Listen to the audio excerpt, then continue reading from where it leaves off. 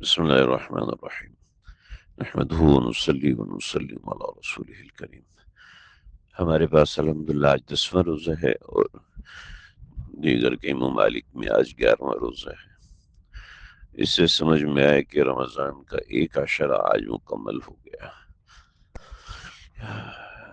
حدیث میں آتے نبی علیہ السلام نے فرمایا کہ اولہ الرحمہ واوسطہ مغفرہ وآخرہ عتق من النار، کہ پہلا حصہ رحمت ہے، دوسرا حصہ مغفرت ہے، تیسرا حصہ جہنم سے آزادی کا ہے۔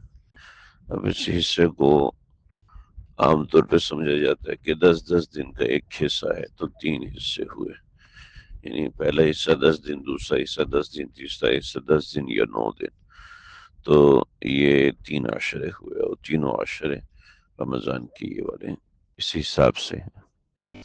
سمجھ لیجئے کہ یہ روایت جو ہے وہ اتنی مضبوط روایت نہیں ہے، اس روایت میں ضعف ہے، اور بعض حضرات نے تو اسی روایت کی بنیاد پر پہلے عشرے کی دعا، دوسرے عشرے کی دعا، تیسرے عشرے کی دعا، کہ پہلا حصہ عشرہ رحمت ہے، جی رب اغفر وارحم وانت خیر الراحمین، پہلے عشرے کی دعا ہے۔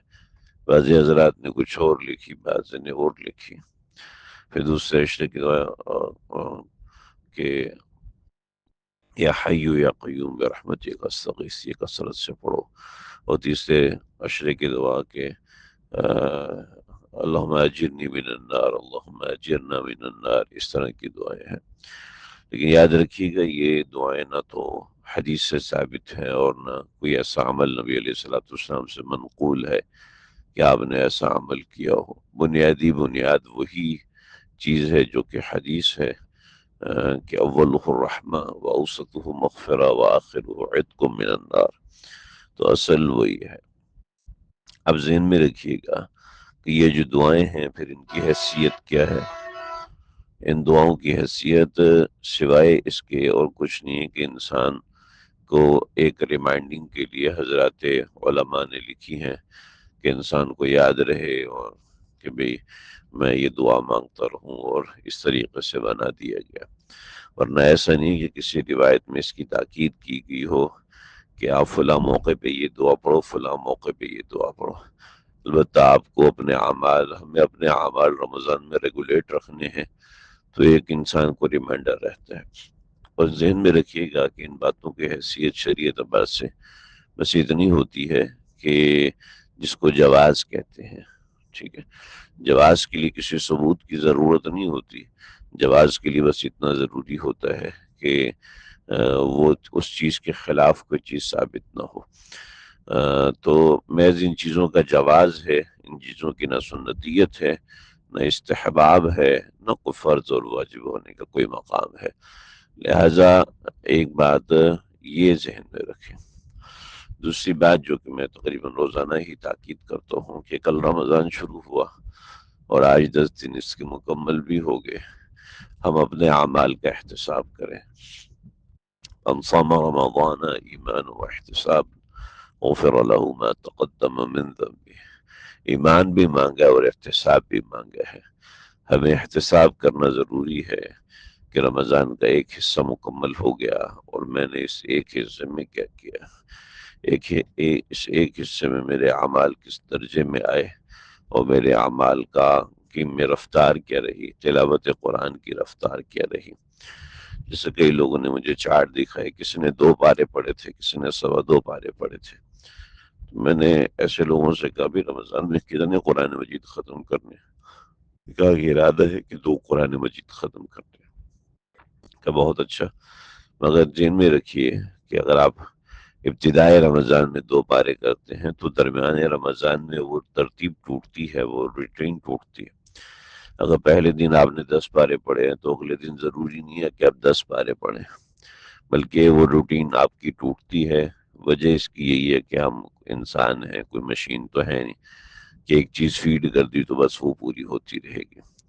یاد رکھیے نبی علیہ السلام نے فرمایا کہ خیر الاعمال ما قل ودین، کہ بہترین اعمال وہ ہیں جو کہ کم ہوں، جو کہ جو کہ ہمیشہ پابندی سے کیے جائیں، استقامت کے ساتھ کیے جائیں، وہ دین اور لیکن مداومت کے ساتھ ہوں، ٹھیک ہے۔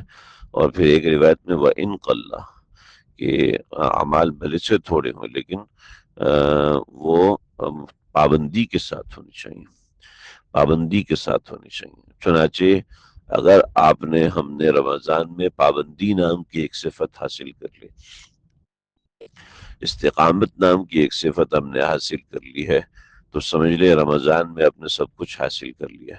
اور وہ بھلے سے تھوڑے اعمال میں استقامت ہو، بھلے سے تھوڑے ذکر میں استقامت ہو، بھلے سے تھوڑی دعا میں استقامت ہو، بھلے سے تھوڑے نوافل میں استقامت ہو، لیکن اگر استقامت حاصل کر لی ہے، پابندی کر لی ہے 10 دنوں کے اندر، تو سمجھنے کہ بہت بڑا معرکہ سر کر لیا، بڑا آپ نے اچھا کام کر لیا۔ اگر رمضان کے ان 10 دنوں میں آپ کی تلاوت پوری ہے، رمضان کے 10 دنوں میں آپ کا ذکر پورا ہے، آپ نے کہیں بھی ناغہ نہیں کیا، کمی ہو جاتی ہے، کوتاہی ہو جاتی ہے، جس کا میں پہلے ہی بتا چکا ہوں کہ منع نہیں ہے، کہ اگرچہ کمی ہو رہی ہے، کوتاہی ہو رہی ہے، لیکن پابندی ہو رہی ہے، ٹھیک ہے۔ تو پابندی ہونا یہ بیسک ہوتا ہے۔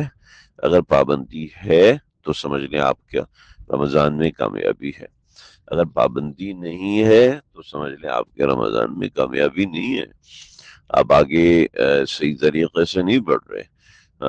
اگرچہ میں بالکل یہ نہیں کہہ رہا کہ آپ کے اعمال بہت زیادہ ہونے چاہیے، وجہ سے آپ ایک پارہ پڑھتے ہیں مگر پابندی سے پڑھیں، آدھا پارہ پڑھتے ہیں اس کی پابندی اپنے مزاج کا حصہ بنائیں۔ جیسے کل ایک صاحب نے سوال کیا کہ مجھے میرے استاد جی نے تلاوت قرآن سے منع کیا اور کہا بہت آہستہ آہستہ تلاوت کرنی ہے، تیز آپ نے نہیں پڑھنا۔ مجھے لگا اس طریقے سے میں روزانہ کے 4 سے 5 رکوع پڑھتا ہوں کہ جی کوئی بات نہیں، اعمال میں اصل استقامت ہوتی ہے۔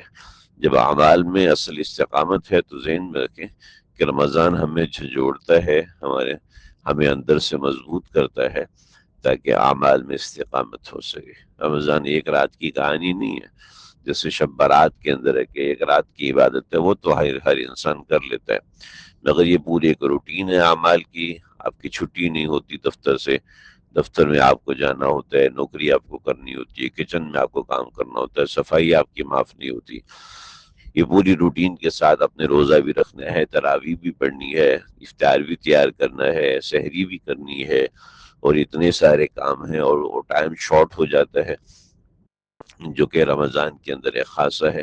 1 ڈیڑھ گھنٹہ تراویح میں لگ جاتا ہے، پھر 1 ڈیڑھ گھنٹہ افطاری میں لگ جاتا ہے، پھر 1 ڈیڑھ گھنٹہ سحری میں لگ جاتا ہے، تو 3 گھنٹوں 4 گھنٹوں کا روٹین ہے جو کہ آپ کے روزمرہ کے کاموں میں شامل ہو جاتا ہے۔ حالانکہ روٹین کے اندر کسی چیز کو مزید چیز کو شامل کرنے کی گنجائش نہیں ہوتی، لیکن لمبے لمبے طویل کام ہم لمبے لمبے طویل 3 کام اپنے اعمال میں شامل کر لیتے ہیں۔ زندگی کی رت بدل جاتی ہے، احوال بدل جاتے ہیں، یہ سب چیزیں بدل جاتی ہیں۔ تو اس سے سمجھ میں آتا ہے کہ اگر ہم نے پابندی کے عمل کے ساتھ کسی چیز کو اپنے احوال میں شامل کر لیا ہے تو اس کا مطلب ہے کہ ہماری زندگی میں فلیکسیبلٹی ہے، کیپیسٹی ہے، ہم کسی بھی اچھے عمل کو اپنے اعمال میں شامل کر سکتے ہیں۔ اور ہماری جو مصروفیات ہیں ان مصروفیات کے اندر ہم روزہ رکھ رہے ہیں، ان مصروفیات کے اندر ہم تراویح پڑھ رہے ہیں، ان مصروفیات کے اندر تہجد کے لیے بھی اٹھ رہے ہیں، ان مصروفیات کے اندر میرے بہت سے کام ہیں اور ساتھ ساتھ چل رہے ہوتے ہیں۔ تو اس کا مطلب ہے کہ میں کتنا بھی مجبور ہوں، اور لیکن کیا ہے میرے اعمال میں فلیکسیبلٹی ہے، میں کسی بھی بڑی سے بڑی روٹین کو اپنی زندگی میں جھیل سکتا ہوں، یعنی اعمال میں گہرائی حاصل ہو رہی ہے۔ تو اصل یہ ذہن میں رکھیے گا، چاہے تھوڑا عمل ہو چاہے زیادہ عمل ہو، اعمال میں استقامت مقصود ہے، مطلوب ہے۔ اور استقامت کا مطلب ہے پابندی ایسی ہونی چاہیے کہ انسان جو ہے چاہے کچھ بھی ہو وہ آپ کی کمی نہیں ہو۔ حضرت تھانوی رحمۃ اللہ علیہ ظہر سے عصر تک لکھا کرتے تھے، تو ظہر سے عصر تک حضرت کی کتابیں لکھنے کا وقت ہوا کرتا تھا، اور اشرف السوانے میں لکھا ہے کہ 1500 کتابیں لکھنے والا آدمی صرف ظہر سے عصر کے درمیان کتابیں لکھا کرتا تھا۔ اس کی زندگی کی کامیابی کی علامت دیکھیں۔ استقامت ایسی ایک چیز ہے کہ صرف اتنے سے وقت میں یہ معاملہ ہوا۔ تو ایک مرتبہ حضرت کے استاد جی تشریف لائے، تو کہا کہ استاد جی میرا یہ معمول ہے، آپ اجازت دیں تو میں تھوڑی دیر لکھ کے آ جاؤں؟ کہا کہ ہاں ہاں چاہیے۔ حضرت تھانوی رحمۃ اللہ لے گئے، کہا کہ میں کیا لکھتا، دل تو سید جی کے ساتھ لگا ہوا تھا، کتنی دور سے آئے ہیں، زمانے طالب علمی کی یادیں ہیں، اور پھر مدرسے کی طرف آپ نے اساتذہ کی بہت عزت، ہو وہ ایکسٹرا آرڈنری کرتے ہیں۔ تو کہا کہ تھوڑی دیر بیٹھا اور پھر بیٹھ کے آگے کہ میں نے کہا ناغہ نہیں ہونا چاہیے، تو اعمال میں ناغہ نہ کریں، اعمال میں پابندی کریں، یہی اصل ہے اور یہی آج کا سبق ہے۔ اللہ سمجھنے